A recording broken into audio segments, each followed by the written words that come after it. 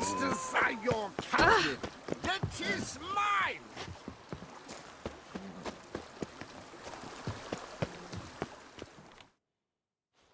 Welcome home, sir. I am Barnabas Basil Fawlty. By order of the Duchess, I shall serve you as Major Domo of Corvo Bianco. I previously served with distinction at the Nibli family manor and in Nazaire with Admiral Rompali, who, as you are certain to know, is an extraordinary demanding gentleman. Whoa, Barnabas Basil. One thing you ought to know. I'm not your typical landed gentleman. Truth be told, this is the first real property I've ever owned. Oh, in that case, you must leave it all to me. I shall organize, see to everything, and whip the house into order. I dare say this place will soon be the most prosperous vineyard around. Great. Can already see I'm in good hands. Vineyard comes across as a place with a rich history. Know who owned it before me? Baron Rossel, who went bankrupt, forcing him to sell the estate to the Duchess. The Baron, in turn, had purchased it from Monsieur Bolius of the Headsman, a truly colorful man of Ketweni origin. He was actually a headsman? No, not him, but his great-great-great-great-grandfather. Indeed. Apparently he was a common cutpurse who somehow secured for himself the post of ducal headsman in Beauclair. Went about his work with an exceptional penchant. They say he chopped off more heads than there are grapevines in the ducal vineyards. He never hesitated, not once. Never sliced unevenly, never botched a job. For his exemplary service, the Duke granted him a title and this estate. Monsieur Bolius, on the other hand, was an engineer in his younger years. Once retired, he settled here and took to producing wine. Sadly, misfortune struck and he lost his sense first of smell, then of taste. Additionally, he could not drink alcohol. His medic forbade it. Shame that. He gave up making wine? Not at all. He made even more of it. Began throwing wild balls to which he'd invite friends from far and wide in order to treat them to his wine and delight in the fact that at least someone could enjoy it. It's the sort of man he was, Monsieur Bolius. Mind giving me a little tour de Corvo Bianco? Not in the least. Follow me, please. I think it would be practical to begin on the hill.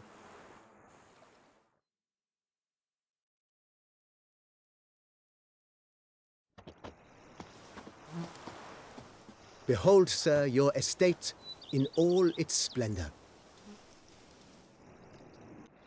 Pretty vast. Indeed. And now, sir, allow me to show you a handful of interesting details. Follow me, please. Been a major domo all your life? Yes, I come from a long line of major domos. My father was a major domo, as was my grandfather before him, as was my great-aunt. In fact, she was the one to start the tradition. Great-aunt? A hard woman. It is said that already as a child, she knew where she was going and went there. When she arrived in Beauclair, she signed on as a chambermaid at one of the vineyards, then slowly worked her way up to Major Domo. She dragged the rest of the family up the same path.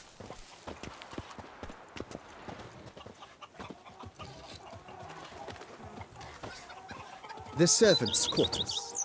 I occupy the green home. With the Duchess's permission, I have hired a full staff. Their salaries to be paid from the ducal treasury. Nice of her. Not the most sightly part of the estate, I admit. But I think it's worthwhile for you as master of the domain to know where the help stays.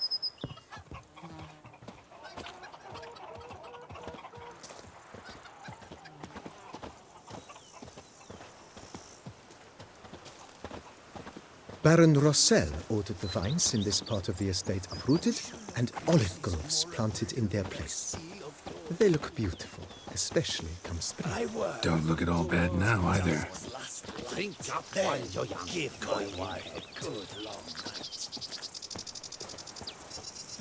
Down below lies your vineyard, where we grow a strain of Carfanere, one of the world's oldest. aged in oak barrels. It provides for an exquisite wine with distinct blackberry, wild cherry, plum, and cinnamon notes. Marvelous. Have to try it one of these days.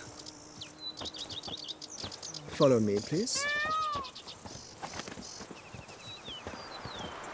Here, kitty, kitty. Nice well.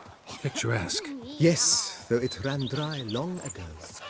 During the raucous feasts Master Boleus held, he would order it filled with wine.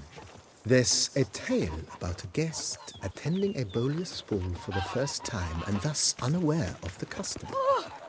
He had suffered great heartbreak and had decided to end his life by jumping into the well. The festivities were coming to a close, and the well was nearly empty when the suicidal guest finally jumped. Instead of killing himself, he nearly broke his legs. To numb the pain, he drank the wine. Drank himself to death? Not at all. When found the next day, he had concluded he'd witnessed twin miracles. The water had been changed into wine, and he had survived. He retired to a monastery in the Dragon Mountains and began preaching the wisdoms of Lebioda. The more you beat them, the better they are.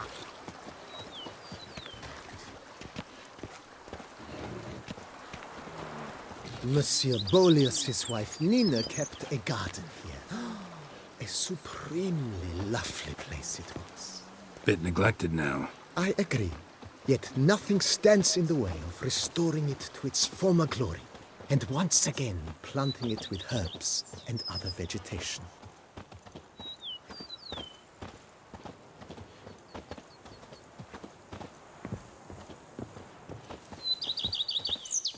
Madame Nina planted diminutive, delicate flowers and herbs here. One might say their aroma still hangs in the air.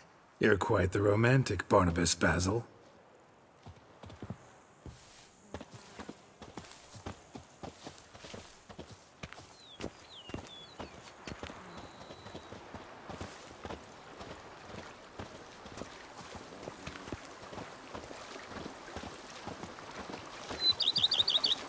Here, kitty, kitty. Meow. Meow. Women and chops. The more you beat them, the better they are.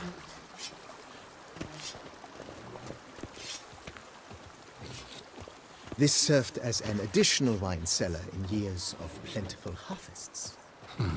Bit of work and it'll make a fine stable for Roach.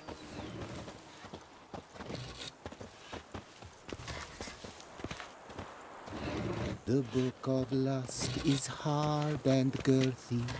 No one can grip the damn thing. The cellars, voila. During Monsieur Boleus' time, wine was kept here, but Baron Rossel used it to store olive oil as well. I took the liberty of cleaning up the mess, which... I made while fighting the Bruxa. Thanks, Barnabas Basil. Appreciate it.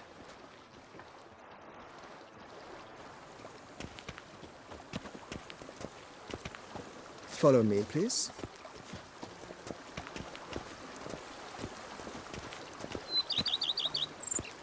As you can see, the facade is, how to put it, slightly stained. But one cannot deny it, a certain subtle southern charm. True, though it could use a bit of subtle paint.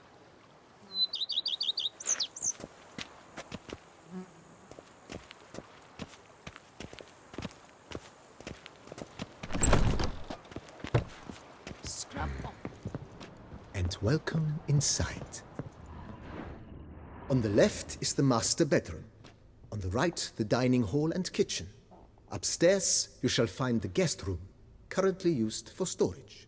Not a bad idea. At the moment, the house is only minimally furnished. Yet I believe we will, together, devise some innovative arrangements. A few paintings, for instance, would breathe new life into the abode immediately. With that, sir, you've seen the full lay of the land. Corvo Bianco is a beautiful estate. Though one must admit, time has taken its toll. If Forgive me for being forward, but if you were to choose to invest a small sum towards its beautification, consider me at your service on the matter. Think I'll take you up on that. Be sure to come and see you if I decide to do any remodeling.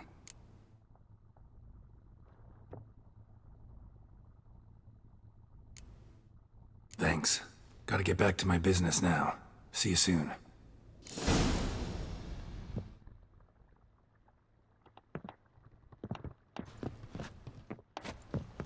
How might I be of service, sir? Mentioned the place could stand to be spruced up. Oh, most decidedly, sir. The question is where you would like to begin this rejuvenation.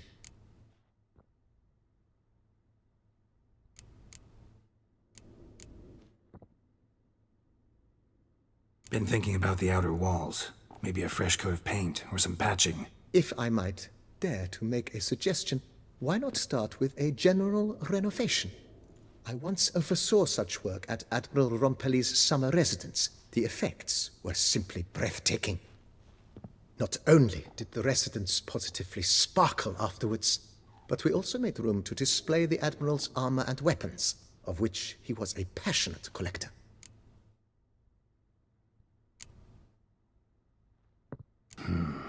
Need to think it over some. I understand, of course. As the venerable Lady Eve Knibley would so quaintly put it, the rash oft contract rashes.